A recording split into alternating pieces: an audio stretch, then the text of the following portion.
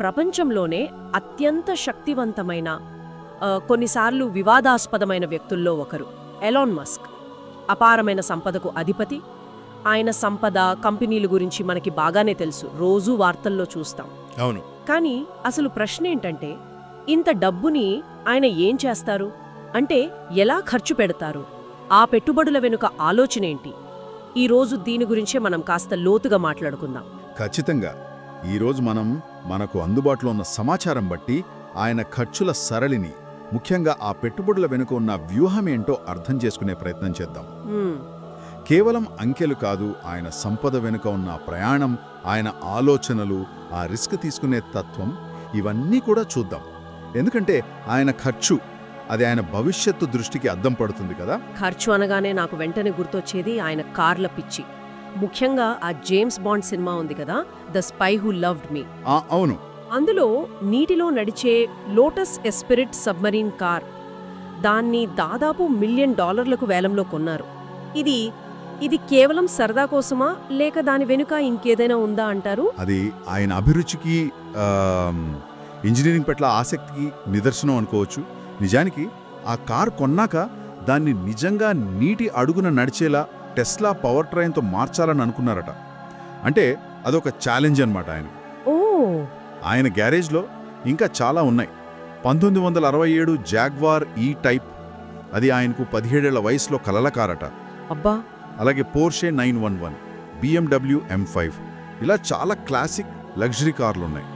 బహుశా ఈ కార్ల మీదున్న ఇష్టమే ఆయన్ని ఎలక్ట్రిక్ కార్ల వైపు, అంటే టెస్లా వైపు నడిపించిందేమో. టెస్లా, అవును. ఒకప్పుడైతే అది దివాలా తీసేస్తుంది అన్నారు, ప్రొడక్షన్ హెల్ అని ఆయనే అన్నారు. అవును మరి.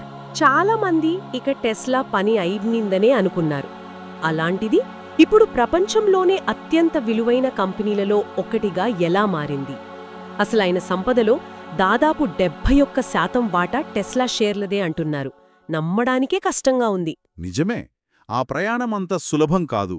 చాలా ఆర్థిక ఇబ్బందులు, ఉత్పత్తి సమస్యలు. అయినా ఆయన తన సొంత డబ్బును కూడా పణంగా పెట్టి కంపెనీని నిలబెట్టారు. ఇది కేవలం డబ్బు సంపాదన కాదు నా ఉద్దేశం. ఎలక్ట్రిక్ వాహనాలతో సుస్థిర భవిష్యత్తును నిర్మించాలనే ఒక బలమైన నమ్మకం. అంటే ఆ రిస్కే ఇంత పెద్ద సక్సెస్కి కారణమంటారా? ఖచ్చితంగా. ఆ రిస్కే ఈరోజు ఆయన సంపదకు మూలస్తంభమైంది. టెస్లా విజయం ఆయన పట్టుదలకు, ఆ దూరదృష్టికి నిదర్శనం. టెస్లా మాత్రమే కాదు కదా, స్పేస్ ఎక్స్ కూడా అంతే. రాకెట్లను మళ్లీ మళ్లీ వాడటం అనే ఆలోచన, అది మొదట్లో ఎవ్వరూ నమ్మలేదు కదా. అస్సలు నమ్మలేదు. నాసా లాంటి ప్రభుత్వ సంస్థలే చేయలేనిది ఒక ప్రైవేట్ కంపెనీ ఎలా చేసింది? దీని వెనుక అసలు సీక్రెట్ ఏంటి? సీక్రెట్ అంటే మస్క్ ఆలోచించే విధానం, ఫస్ట్ ప్రిన్సిపల్స్ అంటారు కదా, ఆ పద్ధతిలో ఆలోచిస్తారు. అంటే ఒక సమస్యను మూలాల నుంచి చూడటం.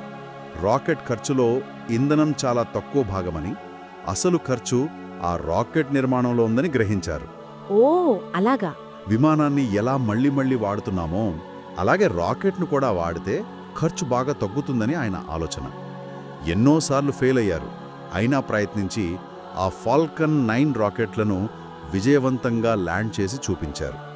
అంతరిక్ష ప్రయాణ ఖర్చును తగ్గించడంలో ఇదొక విప్లవం.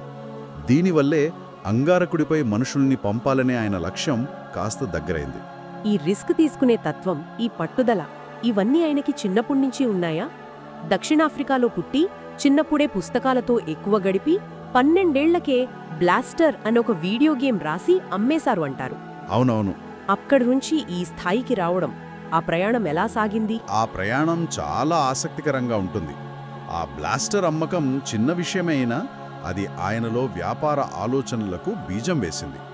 తర్వాత కెనడా, అక్కడి నుంచి అమెరికా వెళ్లి ఫిజిక్స్, ఎకనామిక్స్ చదివారు. స్టాన్ఫోర్డ్లో PhDకి చేరిన 2 రోజుల్లో బయటకొచ్చేశారు. 2 రోజుల్లోనా? అవును. ఎందుకంటే అప్పుడు ఇంటర్నెట్ భూమి నడుస్తోంది. ఆ అవకాశాన్ని వదులుకోకూడదని వాళ్ల అన్నయ్యతో కలిసి Zip2 అనే సాఫ్ట్వేర్ కంపెనీ స్టార్ట్ చేశారు. Zip2ను కాంపాక్ అమ్మేశారు కదా, ఆ వచ్చిన డబ్బుతో X.com పెట్టారు. అదే తర్వాత పేపాల్ అయింది. కరెక్ట్. పేపాల్ను ఈబేకి అమ్మినప్పుడు ఆయనకు దగ్గర $165 మిలియన్ వచ్చాయట. చాలా పెద్ద మొత్తం అది. దాంతో హాయిగా రిటైర్ అవ్వచ్చు. కానీ మస్క్ ఏం చేశారు? ఆ డబ్బునంతా తీసుకెళ్లి ఇంకా పెద్ద రిస్క్ ఉన్న వాటిల్లో పెట్టారు. స్పేస్ ఎక్స్లో 100 మిలియన్లు, టెస్లాలో 70 మిలియన్లు, దాదాపు మొత్తం డబ్బు పెట్టేశారట. ప్రత్యేకత ఆ వచ్చిన లాభాలను జాగ్రత్తగా దాచుకోలేదు. బదులుగా మానవాళి భవిష్యత్తును మార్చగలవని ఆయన నమ్మిన అతి పెద్ద సవాళ్లపై పెట్టుబడి పెట్టారు. అది స్పేసెక్స్ అంతరిక్షయానం, టెస్లా సుస్థిర ఇంధనం, అంతేకాదు న్యూరాలింక్ ఉంది. అవును, బ్రెయిన్ కంప్యూటర్ ఇంటర్ఫేస్. అలాగే బోరింగ్ కంపెనీ, టన్నల్స్ ద్వారా ట్రాఫిక్ తగ్గించడం, సోలార్ సిటీ సౌరశక్తి. మొదట్లో ఓపెన్ ఏఐలో కూడా ఉన్నారు, కృత్రిమ మేధ మీద. అంటే ఆయన ఖర్చు అంటే ఇదే అన్నమాట.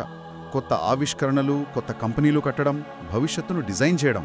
అంటే ఆ లగ్జరీ కార్లు కొన్నా, విల్లాలు ఉన్నా ఆయన సంపదలో సింహభాగం ఖర్చయ్యేది మాత్రం ఈ భారీ ప్రాజెక్టులకేమన్నమాట. ఇది కేవలం వ్యాపార విస్తరణ మాత్రమేనా, లేక నిజంగా మానవాళి మంచి కోసమా? అందుబాటులో ఉన్న సమాచారమేం సూచిస్తోంది? రెండూ అని చెప్పాలి. ఆయన ప్రాజెక్టులు ఖచ్చితంగా లాభదాయకమైనవే, వ్యాపారాలే. కానీ వాటి వెనుక ఉన్న ముఖ్య ఉద్దేశం మాత్రం మానవాళి ఎదుర్కొంటున్న పెద్ద సమస్యలకు, వాతావరణ మార్పు, ఇతర గ్రహాలపై జీవం లాంటివి టెక్నాలజీతో సమాధానాలు వెతకడం. సరే, సుస్థిర ఇంధనం, ఆర్టిఫిషియల్ ఇంటెలిజెన్స్, అంతరిక్ష ప్రయాణం, ఇవన్నీ భవిష్యత్తుకు చాలా కీలకమైన రంగాలు. ఆయన పెట్టే ప్రతి రూపాయి ఈ రంగాలలో మానవ సామర్థ్యాన్ని పెంచే దిశగానే ఉంది. ఇది వింటుంటే ఒకటి స్పష్టంగా అర్థమవుతుంది. మస్క్ దృష్టి ఎప్పుడూ తరువాత వచ్చే అతిపెద్ద సవాలు మీదే ఉంటుంది. ఇప్పటికే ఎన్నో అసాధ్యాలను సుసాధ్యం చేశారు. ఇంత సంపద, ఇంత పట్టుదల ఉన్న వ్యక్తి భవిష్యత్తులో మనల్ని ఇంకా ఆశ్చర్యపరిచే, మనం బహుశా ఊహించని ఏ కొత్త అతిపెద్ద ప్రాజెక్ట్ వైపు తన దృష్టిని, వనరులను మళ్లిస్తారో అని ఆలోచిస్తే చాలా ఆసక్తికరంగా ఉంది. నిజమే, ఏమో చూడాలి. అదేంటో కాలమే చెబుతుంది.